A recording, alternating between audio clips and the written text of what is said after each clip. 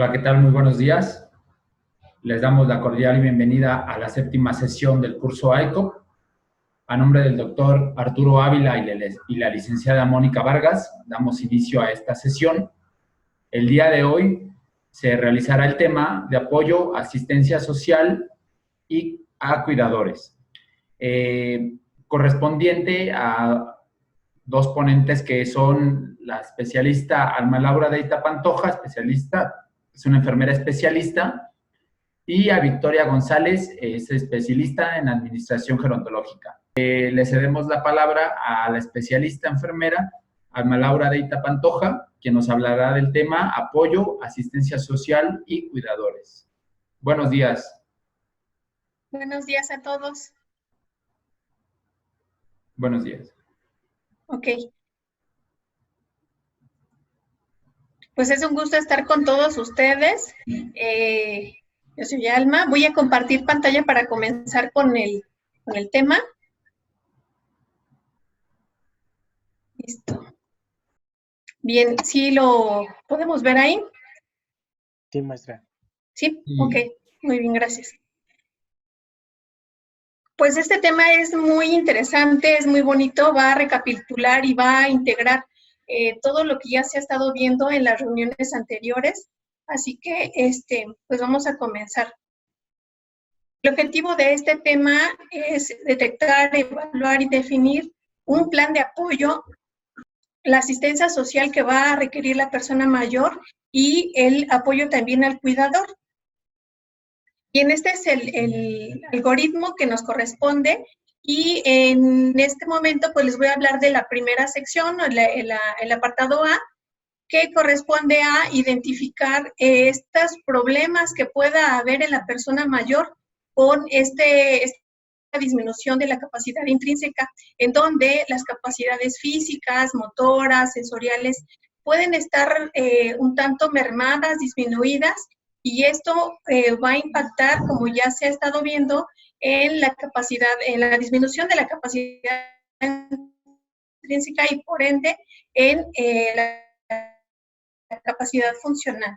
Bien, entonces, este algoritmo nos dice de una manera general que necesitamos evaluar primero la persona mayor, saber cuáles son estas pues problemáticas que está presentando para realizar sus actividades y así identificar cuál es el abordaje que va a requerir la persona, cuál va a ser el apoyo que va a requerir la persona mayor para sus necesidades y cumplir con las actividades. Entonces, de una manera concreta es importante saber cuáles son el número de actividades en las cuales tiene dificultades para realizarlas, para llevar a cabo, y ahí nos vamos a enfocar. Necesitamos tomar en cuenta también cuáles personas o qué personas son las que están presentes para brindar este apoyo y tomar en cuenta las organizaciones de apoyo para satisfacer estas necesidades y los servicios. Y de ello, pues bueno, Victoria González les va a hablar un poquito más a detalle, así que esto va a ser más concreto. De manera así específica, el algoritmo nos dice que primeramente necesitamos saber qué necesidades tiene la persona mayor en cuanto a sus actividades diarias y de cuidados personales. Entonces, la recomendación que nos hace la guía es hacer estas 6 preguntas y con estas pues nos vamos a ir dando cuenta, vamos a poder identificar estas dificultades en actividades que pues son básicas, son indispensables para la vida de cualquier individuo. Entonces, incluso aquí les comento y vemos que es la primera pregunta, si le cuesta moverse en el domicilio o en su casa. ¿Y esto por qué? Porque la capacidad para moverse es necesaria y es indispensable para realizar cualquier actividad, ya sea dentro y fuera del domicilio. Entonces, esta es una pregunta muy importante, por eso se pone al principio.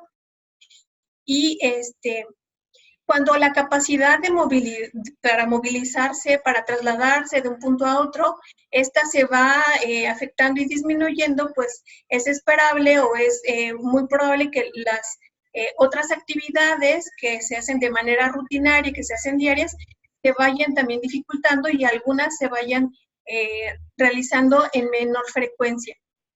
Bien. También es importante preguntar si le cuesta trabajo ir al baño, utilizar el inodoro o algún contenedor, el vacín, como se menciona aquí, para poder manejar lo que es la continencia, la eliminación. Sí, también necesitamos saber si le cuesta trabajo vestirse, si le cuesta trabajo bañarse, si le cuesta trabajo arreglarse y una muy importante también, si le cuesta trabajo comer. Y aquí es donde hay que ir desmenuzando estas preguntas para saber hasta dónde cada actividad la va realizando o hasta dónde se le están dificultando estas actividades para saber en qué grado o en qué nivel requiere este apoyo y para estos cuidados personales. Bien, de manera puntual nos pide inicialmente evaluar y con esto identificar pues los riesgos que pueda tener la persona mayor en cuanto a riesgos para lesiones, para tener caídas principalmente, y que esto, el mismo domicilio, la infraestructura del domicilio, pudiera ser un factor muy importante, o de hecho un cúmulo de factores de riesgo para la misma persona mayor, desde esta posibilidad de trasladarse, por ejemplo, de su recámara a la mesa y poder tomar sus alimentos o trasladarse al baño. Necesitamos saber cómo está el domicilio. No solamente es saber dónde vive y cómo se ve por fuera, es importante entrar al domicilio para identificar si hay pisos irregulares, si tal vez utiliza alfombras o tapetes. Seguramente esto ya también lo han estado viendo ustedes mucho, pero sí es importante que hagamos énfasis en esto, porque el domicilio puede ser como les digo, un cúmulo de factores de riesgo para la persona mayor, y esto en cuanto a infraestructura. Pero también, por ejemplo, puede haber problemas de iluminación, de ventilación, que puede contribuir a otros problemas de salud, como problemas de vías respiratorias, si no hay una buena iluminación también se suma a los riesgos de caídas, etcétera. Bueno, puede haber muchos, y también hay mascotas, cómo están estas mascotas, qué costumbres tienen para el manejo de estas mascotas, que también pueden ser desde focos de infección a riesgos de caídas.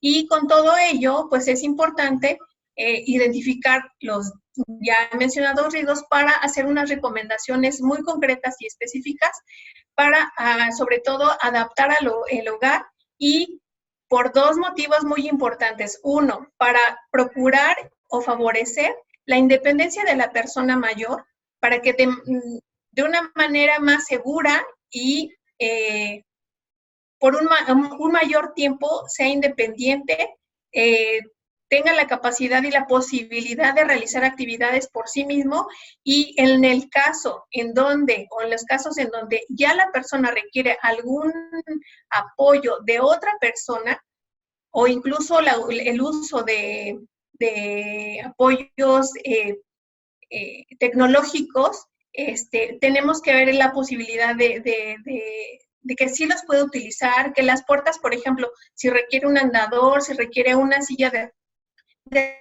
ruedas, que la misma vivienda tenga las condiciones para que realmente pueda utilizar estos apoyos y estos ayudas tecnológicas. Personas que se involucren, les va a facilitar también el cumplir con este apoyo a la persona mayor. Entonces, sí es importante que se conozca el domicilio, se sepa dónde vive, cómo vive, cuáles son las condiciones que van a favorecer y las que van a ser una barrera o están siendo una barrera para que la persona mayor mantenga esta capacidad funcional, pues bueno, podamos intervenir ahí. Bien, otro aspecto u otra recomendación que nos da la guía es implementar programas de rehabilitación, programas como de terapia ocupacional, programas de reactivación física, el uso de ayudas técnicas, ya decíamos, el control de peso, por ejemplo. Si ustedes recordarán en el trayecto del curso, ya han estado viendo la importancia de estar activos, la importancia de la alimentación y en este caso el uso de las ayudas técnicas pues también es importante retomarlo porque esto va a facilitar el apoyo a la persona mayor, tanto para la misma persona mayor, le va a ayudar a mantenerse independiente de acuerdo a sus posibilidades y también es muy probable y para eso también son estas ayudas técnicas, pues la facilidad de brindar este apoyo para los cuidadores o para las personas que se involucren. Entonces, todos los programas que nosotros conozcamos, todas las actividades que podamos realizar y que sabemos que le pueden ayudar a la persona mayor, es importante pues recomendarlas o derivarlos a. Y otro, ya de una manera más específica, pues bueno, la ayuda de tecnologías de apoyo, como para la marcha, llámense andadores, bastones, muletas, por ejemplo, pues son parte de los auxiliares sensoriales. Estos dos son muy importantes tomarlos en cuenta, valorar la posibilidad de acceso para la persona mayor, porque de acuerdo a lo que ya hemos estado viendo en el curso, la movilidad y esta capacidad sensorial es fundamental para mantener una capacidad intrínseca. Entonces, en los casos en donde pues esto ya no es posible, bueno, están entonces las otras tecnologías de apoyo, decía yo, para el apoyo sobre todo para el cuidador o los cuidadores, como por ejemplo las sillas de ruedas, las grúas y algunas otras pues, tipos de tecnologías para facilitar este apoyo a la persona mayor. Y aquí me debe tener un tantito más, porque otro aspecto que nos recomienda la guía es el apoyo por parte de las personas cuidadoras para las actividades o para brindar este apoyo a la persona mayor. Entonces, aquí tomo en cuenta de manera específica estos 4 puntos, porque hay que tomar en cuenta qué actividades diarias y qué cuidado personal es el que se requiere brindar a la persona mayor. Y pues para ello, bueno, ya vimos que resumiendo todo, lo vamos a retomar un poquito al final, se podrá entonces establecer un plan de intervención y este plan de intervención deberá ser centrado en la persona mayor. Y bueno, adelanto un poquito, ¿a qué nos referimos con esto de centrado en la persona? Es pues considerando los hábitos que tiene, las costumbres, las rutinas que ha seguido durante toda su vida, los gustos, los antecedentes bibliográficos, a qué se dedicó, qué escolaridad tiene. De acuerdo a todas estas características que son de la persona, tendríamos que adecuar este plan de intervención. Entonces, esto es algo muy importante. A mayor número de actividades que tendríamos que compensar o que hay que atender, es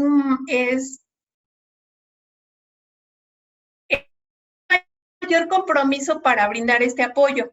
Y para una sola persona es muy puede ser muy desgastante, lo vamos a ver más adelante. Por lo mismo, sí es importante comentar que existen los cuidadores informales y los cuidadores formales. Finalmente, las personas que se involucren en este apoyo, pues tienen que estar organizadas. No solamente los familiares, amistades, puede haber personas contratadas y aquí entran los cuidadores formales, pero también debemos tomarnos en cuenta nosotros, personal de salud, equipos multidisciplinarios y que finalmente todos los que estemos involucrados en este apoyo que se le dé a la persona mayor, debemos estar organizados. Ahora, ¿quién podría estar organizando este trabajo? Pues nosotros, personal de salud, teniendo esta información y pudiendo detectar, evaluar a la persona mayor y sus necesidades, entonces podemos de una manera más específica organizar todo este trabajo, toda esta tarea y necesitamos tomar en cuenta el número de personas involucradas y las tareas. A veces es importante o a veces es necesario establecer roles como para repartir las tareas, no duplicar y que las personas involucradas tengan también momentos de descanso.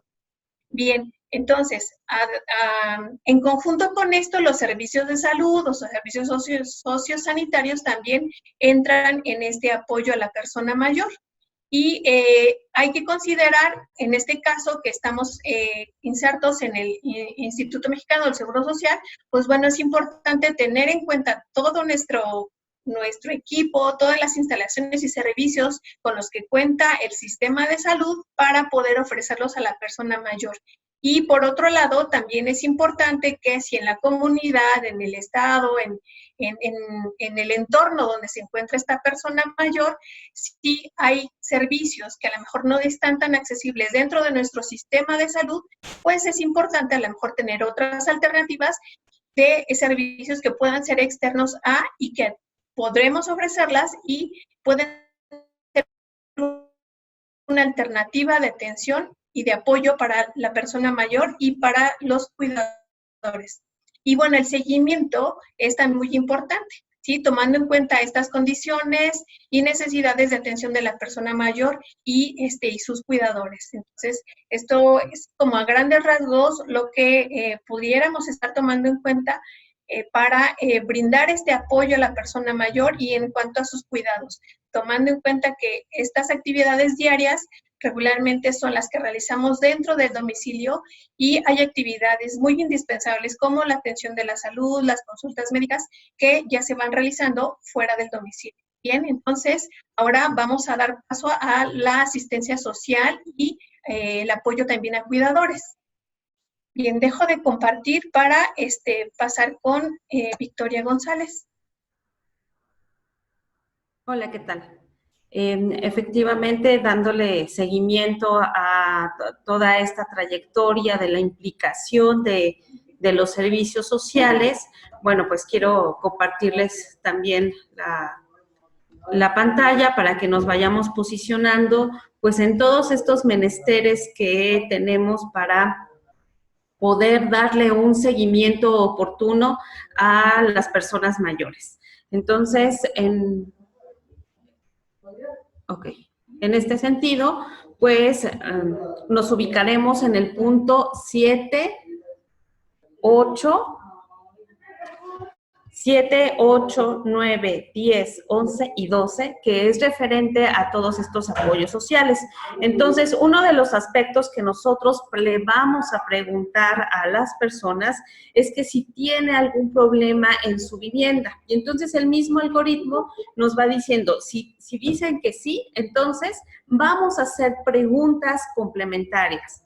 Esas preguntas complementarias es en torno a la ubicación de la casa, el estado de la casa, los gastos de la casa, la reparación del mantenimiento de la casa, también son elementos que influyen en el entorno y, por supuesto, en la capacidad intrínseca de la persona. Los aspectos de ingreso también y si es capaz de dedicarse al ocio y aficiones. Estamos hablando de la capacidad de aplicar la autonomía y también en el sentido de la participación social. Bien, entonces vamos a ver por qué preguntamos lo que preguntamos. Seguramente ustedes han escuchado los trabajadores sociales o las personas que nos dedicamos a lo social con esta parte del ingreso.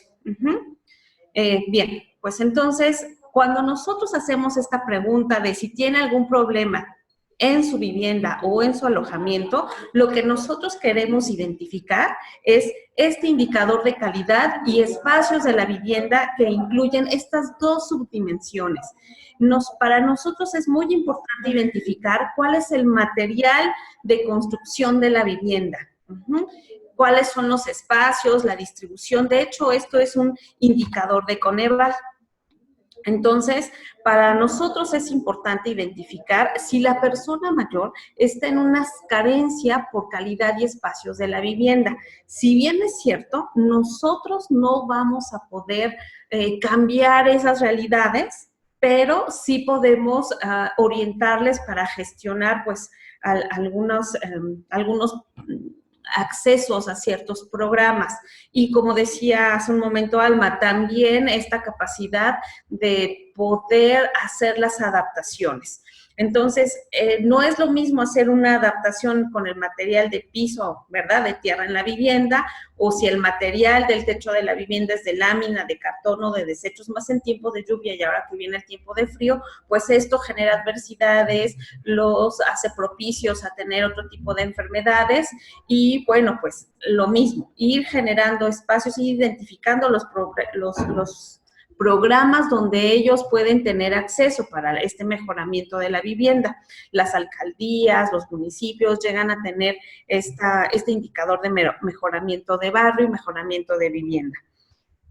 De tal manera que otro elemento que nosotros los trabajadores sociales tomamos muy en cuenta es cuántas personas viven o habitan por cuarto. Aquí nos dice 2.5, pero en realidad pues más de 3 personas en una sola habitación, en un cuarto que le llamamos redondo, es decir, una habitación que es sala, es recámara, es cocina, etcétera. Eso los va a poner pues también en ciertos riesgos y hay muchas limitaciones en poder hacer las modificaciones pertinentes. Otro aspecto importante que nosotros debemos de tomar en cuenta es justo cuáles son las características físicas y en qué condiciones están. Por ejemplo, las recomendaciones que nosotros podríamos hacer es la eliminación de humedad, de filtraciones, verificar, saber si estas son las condiciones que ellos tienen, y también hablar un poco de la accesibilidad, en qué tipo de vivienda, pues, está en la zona urbana. Pues bueno, tenemos muchas unidades habitacionales donde están ellos en un 5º piso y entonces la accesibilidad para tener participación social no es lo mismo, más si ya tienen ciertas limitaciones funcionales. Entonces, saber con qué recursos podemos contar para que ellos sigan conservando la participación social. ¿Qué implicación tiene hablar o preguntar sobre el dinero, el ingreso? ¿Le cuesta trabajo a la persona llegar a fin de mes? ¿Es capaz de administrar su dinero y su economía? Esta pregunta es súper importante. ¿Por qué? Porque nuevamente estábamos hablando de la capacidad de decisión de sus recursos. ¿En qué los va a destinar? Sabemos que hoy en día existe la pensión no contributiva, donde a todas las personas mayores de 68 años y más pueden contar con este tipo de pensión. ¿En qué lo utilizan? En compra de medicamentos, alimentos o croquetas para el perro. ¿Sí me explico? Entonces, en este sentido, puede ser que la persona mayor decida hacer ese uso. Está bien. Si quiere comprar croquetas está perfecto. Pero si está siendo coaccionado para utilizar ese recurso para otros fines, para otras personas, entonces ya estamos hablando de que está en condición de vulnerabilidad y que incluso está en condición de malos tratos, cosa que vamos a hablar un poquito más adelante. Entonces, una cosa que debemos de tener muy presente es que a menor seguridad económica y menor capacidad intrínseca, mayores probabilidades de satisfacer sus necesidades de una vivienda adecuada. Esa es la realidad de muchas de nuestras personas mayores en muchas partes del país. Entonces, también es importante señalar que los índices más altos de discapacidad se registran entre las personas con mayor desventaja económica y las que tienen menos capacidad para pagar una vivienda adecuada, para mejorar su situación.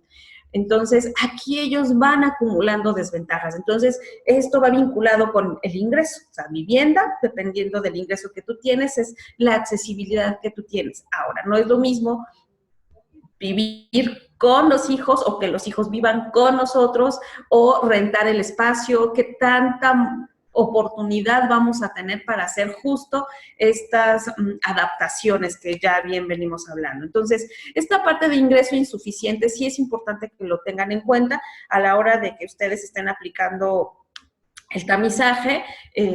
Justo viene ese apartado. ¿Qué pasa con el ingreso insuficiente? Pues el ingreso insuficiente va a determinar el ingreso mensual total de persona y lo vamos a considerar bajo si es menor el costo de la canasta básica completa, que incluye, ¿qué es eso de la canasta básica? Bueno, pues es la capacidad de adquirir alimento, la capacidad de facilitar el uso del transporte, la educación, la salud, el esparcimiento, los bienes y los servicios. Entonces, si las personas tienen un ingreso inferior a 3,208.36, 2,000, aquí en este año 2020, de manera mensual, entonces podemos decir que están en vulnerabilidad de ingreso, ¿ok?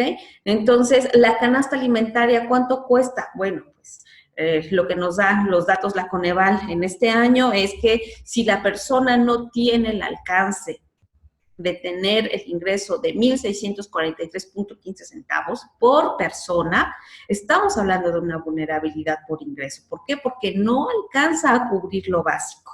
Entonces, nosotros tenemos que ser muy, muy creativos. Decíamos que hay una parte significativa de la población y más la población mayor que está en estas condiciones. Entonces, tenemos que ser creativos a la hora de hacer recomendaciones, qué tipo de apoyos institucionales, qué tipo de apoyos familiares, de amigos, etcétera, ir extendiendo esta parte de las redes. Entonces, aquí hablando de las recomendaciones, pues les comparto un poco los requisitos que están allá a nivel nacional para las personas mayores en esta pensión denominada Pensión para Bienestar de los Adultos Mayores. Entonces, en ese sentido, es importante que cumplan con estos requisitos y que ellos justo vayan al registro en línea a través de este portal que se llama Incorporación al Programa de Adultos Mayores. Les recomiendo que lo anoten.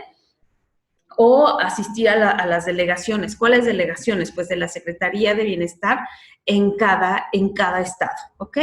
Bien, entonces, en el caso de la Ciudad de México, pues tenemos la Secretaría de Inclusión y Bienestar Social. Ellos tienen diferentes programas y estos programas lo que van a hacer es disminuir un tanto estas brechas de desigualdad que tenemos hoy en día. Bueno, de hecho, no solamente es de hoy, sino ya tenemos una trayectoria con ellas. Entonces, es importante ir nosotros identificando. Tengo una pregunta, si me puede ayudar el administrador. Quiero saber si pueden ver la pantalla de la pensión universal. ¿Están viendo eso o están viendo otra cosa? No, están viendo otra cosa. Ok, listo. Entonces, sí es importante tener conocimiento de dónde referir a las personas. En el dado caso que pues nosotros desconozcamos, pues con toda confianza, ¿verdad? Ustedes pueden referir al trabajador social o trabajadora social de su confianza y de su cercanía, para que entonces vayamos haciendo equipo y entonces vayamos abonando a esta capacidad intrínseca, y que el entorno sea un tanto más favorable para las personas mayores, que pues sí, definitivamente muchos están en esta parte de desventaja. Bien, entonces continúo un tanto más con la presentación. Seguiremos compartiendo la pantalla en el que nosotros tendríamos que irnos ubicando les recomiendo que hagan captura de este link para que entonces con la tranquilidad ustedes vayan viendo qué nos ofrece la Secretaría de Inclusión y Bienestar Social en torno a las personas mayores. Aquí hace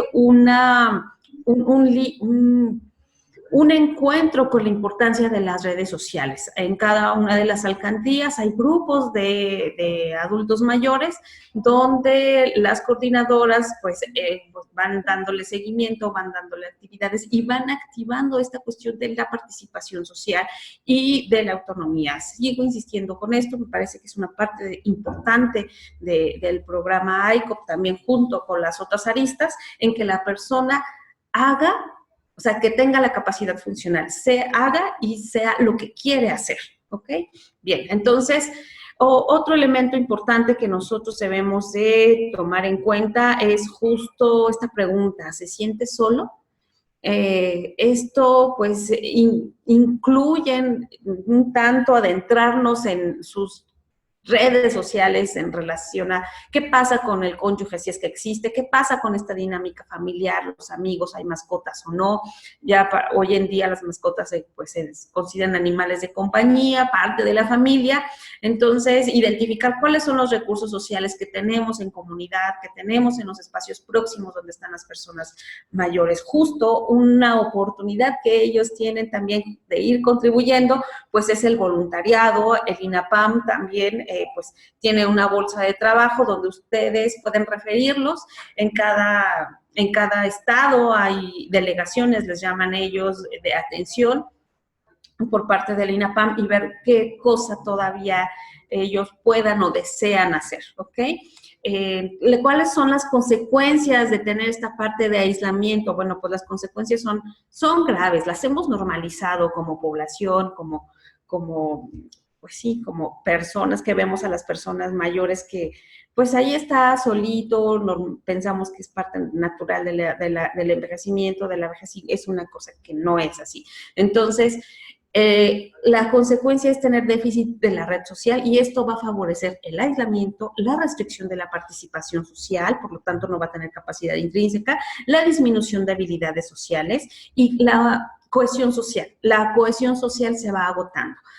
Mucho prejuicio en relación a las personas mayores de que no les gustan las fiestas, no les gustan las convivencias. Sabemos que eso no es así. Ahora que estamos en esta realidad de pandemia y que se activaron las clases por internet, las clases por televisión, es increíble cómo las personas mayores han adoptado también esta modalidad y entusiasmados con los nietos, con los sobrinos, de querer estar, de querer aprender, y esa motivación la tenemos todo el tiempo, toda la vida, y me parece que esto es un nicho de oportunidad para que entonces impulsemos a nuestras personas mayores y no nos quedemos sórdidos en un espacio sin tener motivos de vida. Entonces, decíamos, la ausencia de estos elementos va a posicionar a las personas mayores en un riesgo de discapacidad y dependencia. Una pregunta muy importante que generalmente hacemos es, si en este momento tú te enfermaras, ¿quién estaría dispuesto a cuidarte? ¿No? Entonces, a veces hay una reducción significativa de posibilidades y con las personas mayores se incrementa esto muchísimo más. Entonces, ¿quiénes son los que viven o sufren, padecen más estas condiciones? Pues es cuando tenemos una situación socioeconómica desfavorecida, es decir, podemos tener pobreza de ingreso o pobreza multidimensional. Pobreza multidimensional quiere decir que no tenemos acceso a la vivienda, a la educación, a la salud, al ingreso, un ingreso fijo y digno, y también que ese ingreso no nos alcanza para comer. Eso es la pobreza multidimensional. Entonces, tenemos que ir identificando estos aspectos para que también vayamos focalizando, que vayamos también, fíjense, el aislamiento también nos produce conductas socialmente no aceptadas. Entonces, esto refuerza el que pues nos vayan relegando. También hay una incapacidad para establecer relaciones personales satisfactorias. No hay una práctica, hay personas que no tienen como estos recursos o habilidades sociales para mantener una conversación amena, para estar a gusto. Parece increíble, pero también hay que tener habilidades para poder sostener una conversación. Hay enfermedades discapacitantes que se hacen presentes, el deterioro de la movilidad, como hemos visto en la trayectoria de este curso, y pues el afrontamiento inefectivo. ¿Qué es eso? Bueno, pues cuando tenemos o las personas tienen una falta de confianza para poder afrontar situaciones, y esto va a producir que las personas se sientan incapaces para satisfacer ciertas expectativas de roles y situaciones que que difícilmente piensan que no pueden hacer. Entonces, hay toda una serie de características que las personas pueden tener por aislamiento. Aquí les menciono algunos, pues hay una falta objetiva de personas significativas para ellos para tener un soporte. Generalmente están hostiles en su voz, en su conducta, porque no tienen estas habilidades. No es que no quieran, no es que sean cascarrabias, es que les falta apoyo, les falta herramientas. Por eso la importancia de generar espacios de autoayuda, de grupos de personas mayores y ser muy pacientes. Los coordinadores tienen que ser muy pacientes porque hay un sociólogo, Max Weber, que dice hay una multiplicidad de realidades y cada persona es una realidad. Entonces, las vivencias que ellos tienen, pues a veces chocan y muchos de ellos son retraídos. Seguramente han observado las personas que han coordinado grupos de personas mayores que siempre hay uno en la esquina, generalmente. No participan, no quieren nada, pero no falta, ¿no? Pero poco a poco se van rompiendo como esos cascarones y pues con mucha paciencia pueden incorporarse. Entonces, yo les decía, hay una serie de conductas aquí manifiestas. Por otra parte, sí es importante abordar este siguiente elemento.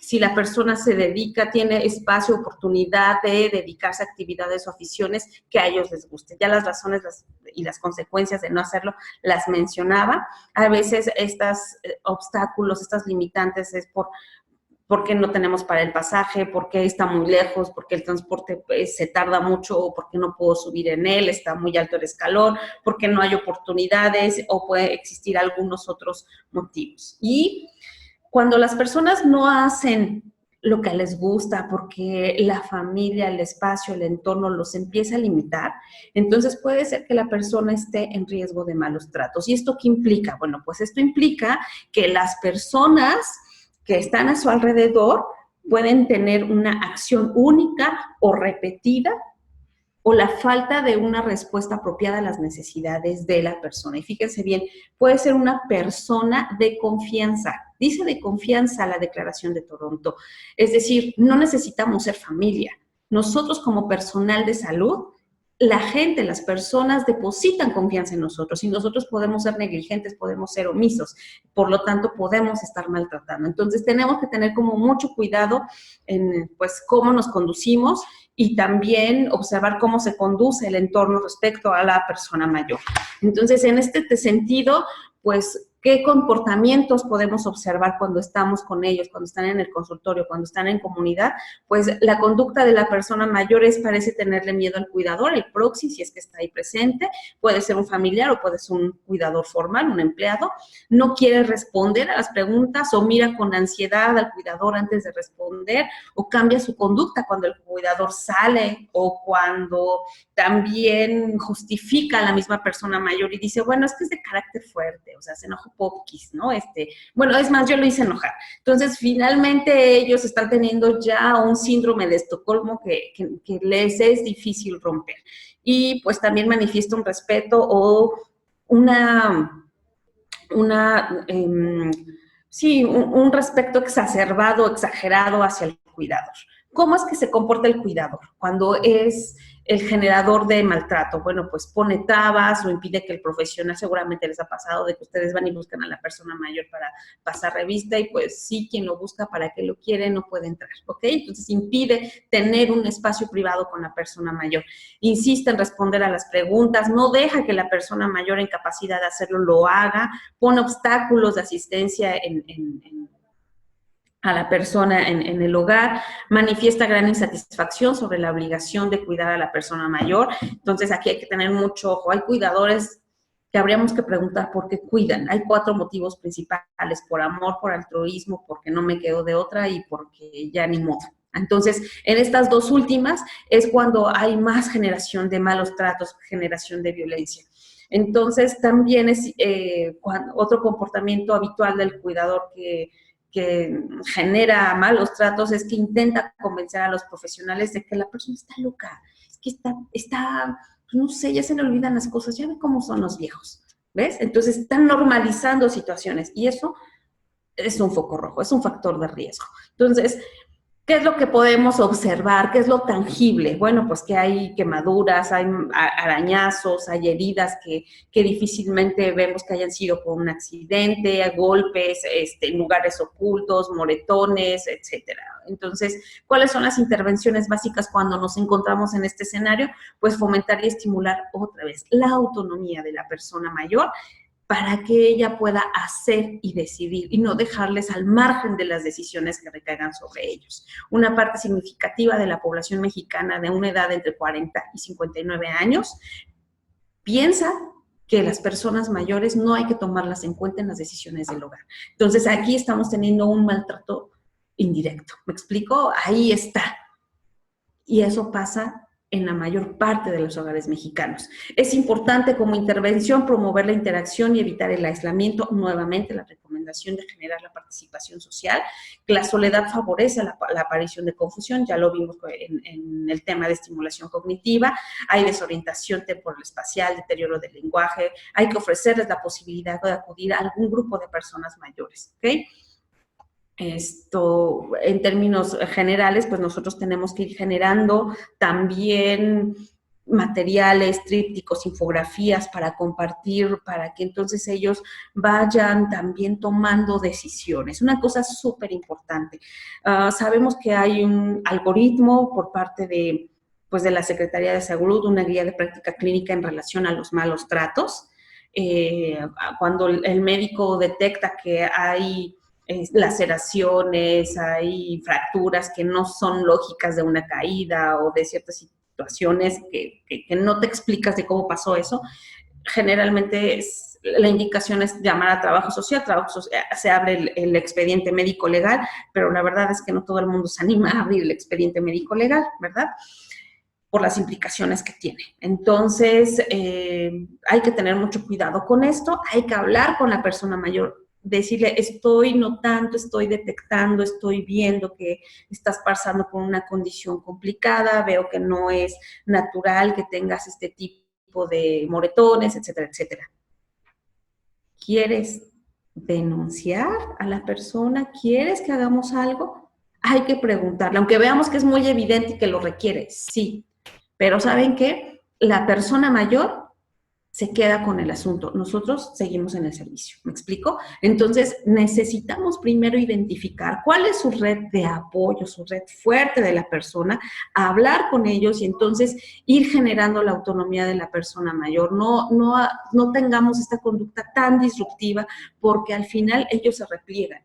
Y muy difícilmente en México los padres denuncian a sus hijos de malos tratos. Es una cosa que no se hace, no es práctico. Entonces, cuando nosotros detectamos algunas en estas situaciones, bueno, pues el INAPAM tiene ahí ciertos procedimientos sobre asesoría psicológica. Entonces, lo primero que necesitamos es brindarle, proporcionarle asesoría de este tipo, primero la psicológica, un acompañamiento terapéutico para que entonces él valore y tome las decisiones pertinentes.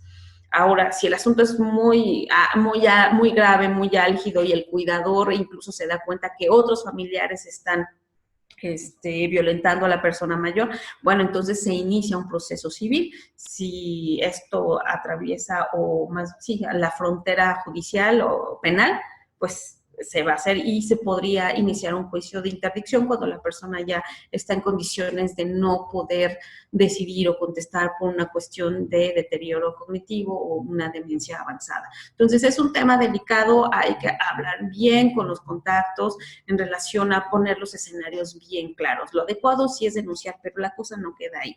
Hay muchas personas mayores que dicen, ¿para qué denuncio? ¿Para que salga en 3 años a la cárcel, venga y me mate? No. Entonces, híjole, esta irrupción de lo privado tiene todavía muchas caras caras que tenemos que ir nosotros dándole el acompañamiento a la persona mayor.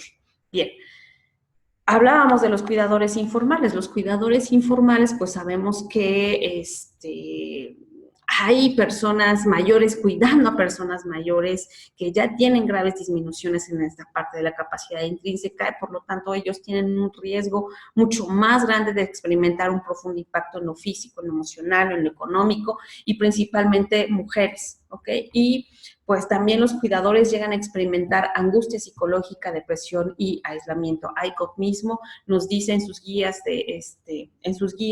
que estos son los focos rojos que se tienen que atender. Cuando nosotros detectamos cuando hay ansiedad, cuando hay depresión y cuando hay aislamiento de las personas que son cuidadoras. Entonces, generalmente comenzamos con estrés, y el estrés va evolucionando, se convierte en distrés, vamos somatizando, nos vamos enfermando constantemente por este estrés del cuidar, y generalmente se genera el estrés por dos motivos principales. Uno, por que no nos sentimos autoeficientes a la hora de brindar los cuidados. En realidad nadie nos capacita para cuidar en alguna etapa de la vida, es una situación que llega y que se hace y ya, pero no sabemos hacerlo, y entonces esto genera mucho estrés. Y la otra, la autorregulación de las emociones. Esto es también todo un reto, pero que requiere un acompañamiento también los cuidadores. Entonces, generalmente se desarrollan sentimientos de desesperación por no saber cómo continuar con esta tarea de cuidador, sentimientos de perder el control de la implicación de cuidar y de la propia vida. Sientes que pierdes el control de la vida. Entonces, este fenómeno de sobrecarga del cuidador juega varias variables, porque hay una desatención de la propia salud, deja de lado su proyecto vital o social, hay un deterioro de las relaciones sociales. Generalmente es 1 o 2 personas las que dan el paso enfrente para cuidar a alguien que lo requiera, y los demás, bueno, pues son golondrinas. Bajo estas circunstancias se desarrollan sentimientos de culpa o enojo, y pues van generando ansiedad y frustración, como ya lo veníamos diciendo. ¿Qué podemos hacer? Bueno, pues el mismo ICOP nos dice, pues los profesionales de la salud nos tenemos que capacitar en este tema de cuidadores, tenemos que identificar la angustia psicológica y el impacto psicosocial que ellos tienen, y los cuidadores, bueno, pues pueden experimentar este estrés, hay que evaluarlo hasta dónde está haciendo una disrupción en su vida cotidiana y en su salud, y de ser posible tenemos que hacer ajustes y buscar pues las redes, ¿no? ¿Quién puede dar soporte para que entonces involucremos a más personas y sean los cuidadores secundarios o terciarios? El punto es ofrecer apoyo social. Entonces, las recomendaciones relacionadas con estos aspectos es compartir las tareas de los cuidados con la familia, aceptar y valorar la ayuda que pueda recibir, porque hay cuidadores que no quieren, que sienten que ellos pueden hacer las cosas bien y que no hay nadie mejor que ellos. Entonces hay que tener mucho cuidado, hay que darles mucha orientación respecto a esto. Apoyarse en amigos, cuidarse a sí mismo como una máxima de autocuidado, para que entonces él pueda recibir acciones de autocuidado y poder entonces otorgar cuidados. Entonces, otras estrategias pues van encaminadas a este reto, que es comunicarse con la persona mayor que cuida, realizar técnicas para el autocontrol, valorar situaciones, hacer ejercicio. Estas son recomendaciones muy básicas que la misma aplicación de ICOP nos va dando pues esta trayectoria. Entonces, sí es importante que nosotros nos sentemos junto con el cuidador y entonces hagamos una lista de cosas que tiene que hacer en la semana, por ejemplo. Después de que ya hizo su lista, entonces discriminamos. Hagamos una lista entonces de lo urgente y de lo importante. Y entonces poco a poco tal vez pudiéramos ir reduciendo esa lista y encontrar un espacio para que el cuidador pueda hacer alguna de las recomendaciones que nosotros estamos haciendo: yoga, meditaciones guiadas, respiraciones, etcétera, ¿ok? Entonces, aquí les comparto rápidamente un ejercicio que ustedes pudieran hacer con los cuidadores cuando ven que están como muy saturados. Lo primero sería: nombra un comportamiento difícil de receptor del cuidado. ¿Cuál es el comportamiento que tiene la persona mayor que a ti te saca de de este centro vital? Si es posible determinar la causa del comportamiento difícil, anótenlo. Identifica qué es lo que sucedió antes del acontecimiento, como para ir viendo el patrón, porque ese es el disparador, de que vayamos perdiendo el equilibrio. Identificar qué es lo que hizo antes y después del comportamiento, identificar lo que hizo el receptor de cuidados después del comportamiento, es decir, primero, ¿qué hice yo? ¿Cómo reaccioné? Y cómo reaccionó el receptor de cuidados. Y determinar cómo me hizo sentir esta situación evaluar, que el cuidador vaya evaluando el progreso, está cambiando tu comportamiento, cómo te sientes estresado o no, y que intente algo diferente. Entonces, este es un ejercicio bastante bueno para ellos y vamos a ir identificando cuáles son las situaciones que hacen que salgamos pues de esa tranquilidad que tal vez pudiéramos tener. Entonces, les recomiendo que consulten, que chequen esta aplicación, se llama Ser Cuidadora, es de la Cruz Roja Española, y bueno, aquí viene algunos tips que les pudieran ser de referencia. Y la pregunta última de mí hacia ustedes y para todas las personas que nosotros también le damos acompañamiento en la salud. ¿Qué tipo de trayectoria queremos en nuestro curso de vida? ¿Una trayectoria donde tengamos nuestra capacidad funcional o una trayectoria con ciertas limitaciones donde el desenlace no sea el mejor? Muchísimas gracias por la atención. Muchas gracias a la especialista Victoria González y a Alma Laura. No sé si alguno de los colaboradores, como Johnny Pacheco, pudiera complementarnos o quisiera comentar algo al respecto. En todo caso, podríamos dar ingreso a las preguntas. Buenos días, doctor. ¿Qué tal? Buenos días. Finalmente, hay que recordar, como siempre lo ha dicho el doctor Humberto Medina, es que somos un equipo que debe ser complementario, ¿ok? El equipo que se complementa por varias disciplinas, enfermería, trabajo social, geriatría, rehabilitación, pues va a ser un equipo mucho más fuerte. Y si se dan cuenta, toda esta capacidad intrínseca se ha complementado por cada uno de nosotros, ahorita con trabajo social y enfermería, y creo que eso finalmente va a dar la fortaleza y va a dar la pauta para que tengamos una atención integrada para nuestra persona mayor. Muchas gracias, doctor Johnny.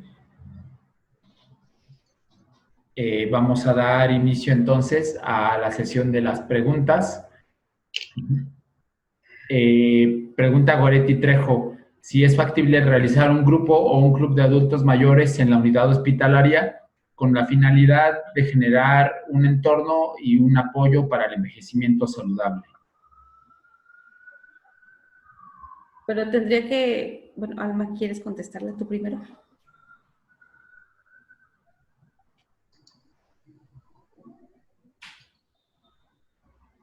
Bien, un entorno favorable. Esto se tiene que hacer a partir de, como incluso lo pone, bueno, lo establece la misma guía. Hay que evaluar y habiendo identificado pues todas estas necesidades de la persona mayor y conociendo las condiciones, sí es importante poder hacer este plan en conjunto, que es a lo que también quería llegar, y poder proporcionarle lo necesario. Y si esto implica el derivarlo con otros especialistas, compañeros con los que también sabemos que están para dar este apoyo a la persona mayor, pues esto es necesario para dar esta atención precisamente integral, porque no solamente es la atención de las enfermedades o de su alimentación, vemos que es mucho más allá y la comunicación entre el equipo es fundamental para que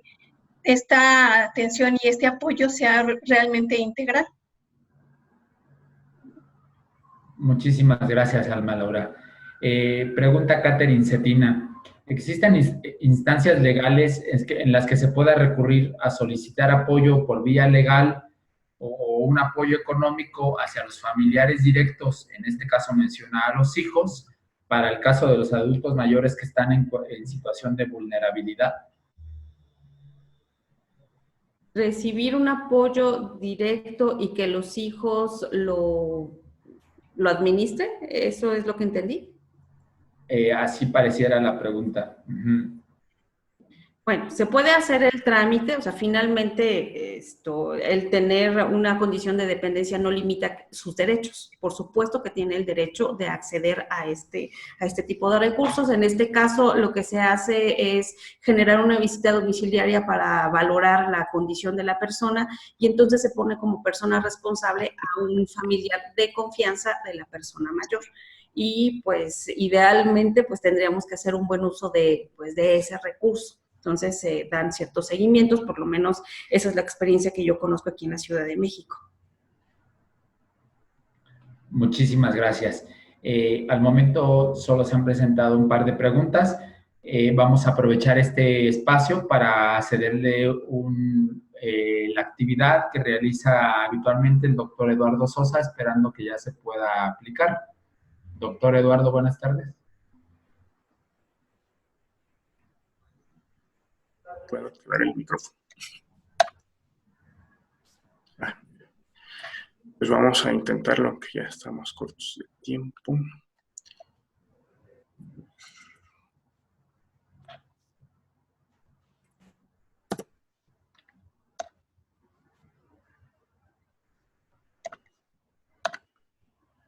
No sé si ya lo pueden ver. Creo que sí, ¿no? Sí. Entonces, la dinámica que se ha hecho pues, en otras sesiones, ingresen al sitio www.menti.com y el código para estas preguntas es 60-92-31-1. Entonces ya empezaron a entrar algunos participantes. Son 5 preguntas. Creo que todas las vieron hace un momento con lo que presentó tanto Alma como Victoria. Entonces, pues esperemos que les vaya muy bien.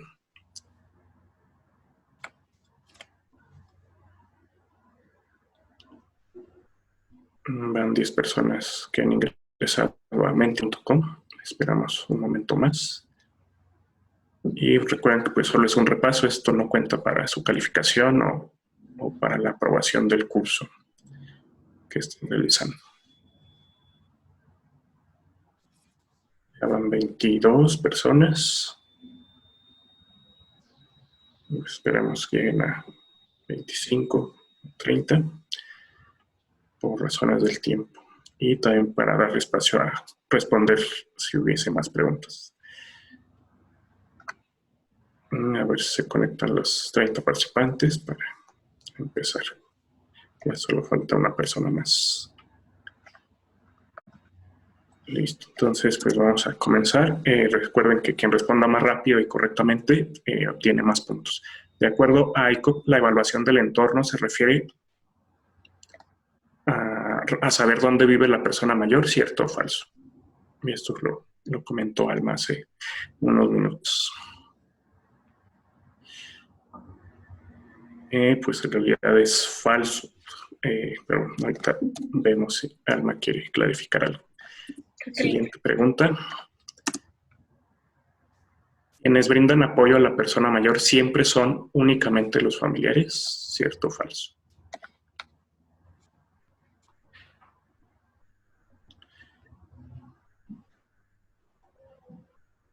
Acabó el tiempo y falso. Así es. Sí vi que repasó pues, los tipos de apoyo y de quién pueden ser provistos. La siguiente pregunta. La pensión federal no contributiva, la pensión de bienestar, también puede ser solicitada por pensionados o pensionadas del IMSS. ¿Cierto o falso?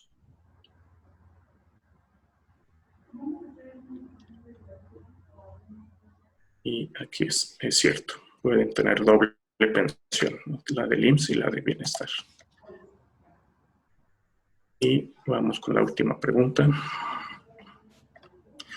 La evaluación de los entornos físico y social es parte de los esquemas de atención de los déficits en todos los dominios de la capacidad intrínseca y pues todo lo que se ha ido viendo hasta ahora en el curso y en las sesiones sincrónicas, que pues, si esto es cierto o falso, es cierto, ¿no? Siempre es muy importante evaluar los entornos en la atención de los déficits de otros dominios de la capacidad intrínseca. Pues vamos a ver quién obtuvo más puntos y respondió más rápido.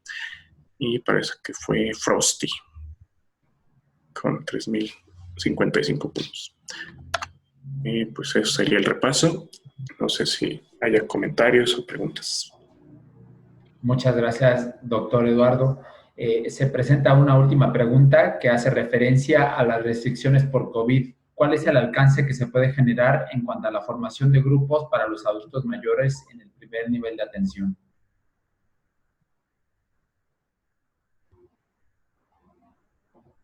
Arturo. Los recursos que estamos utilizando hoy en día en varios espacios, pues los tecnológicos, por medio pues de aplicaciones como Zoom y algunas otras para ir generando pues este contacto con ellos y pues no estén aislados totalmente. Entonces, pues esa es la experiencia que yo te podría compartir. Incluso con cuidadores también se está siguiendo bajo esta modalidad por el momento. Muchísimas gracias. Pues bueno, antes de cerrar esta sesión, agradecerle a todos los especialistas, a Alma Laura, a la ponente Victoria González, al doctor Eduardo Sosa, al doctor Arturo Ávila, obviamente, y le quisiera ceder la palabra a la licenciada Mónica Vargas para que nos dé un comunicado final.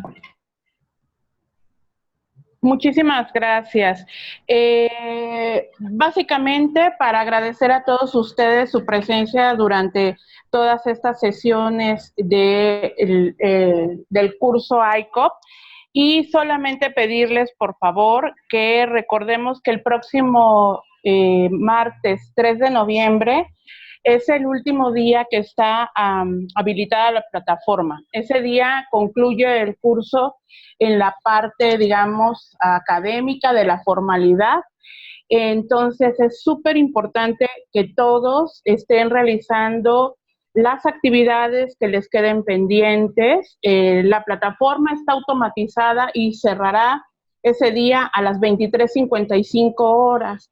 Pero sí es muy importante que cada una de las actividades que se estén realizando, es decir, tanto las tareas, el envío de las tareas o de la tarea, el examen, el llenado de las encuestas, todas las actividades se realicen antes de esa hora. Les pedimos de verdad, tomen sus previsiones para que no exista ningún problema. Siempre, como saben, existe la posibilidad de que todos queramos acceder a último momento y que esto haga que pueda saturarse hacia las últimas horas de ese día la plataforma. Les recomendamos que lo vayan haciendo de manera paulatina, siguiendo el ritmo recomendado para realizar las actividades, porque de esa manera todos podemos tener un cierre feliz del curso. Y bueno, habiéndoles comentado todo esto, recordándoselos, no me queda más que agradecerles nuevamente la presencia y invitarlos a que el próximo 10 de noviembre sería la última sesión de clausura. Los esperamos a todos ustedes y esperamos que tengan un buen fin de curso. Muchísimas gracias.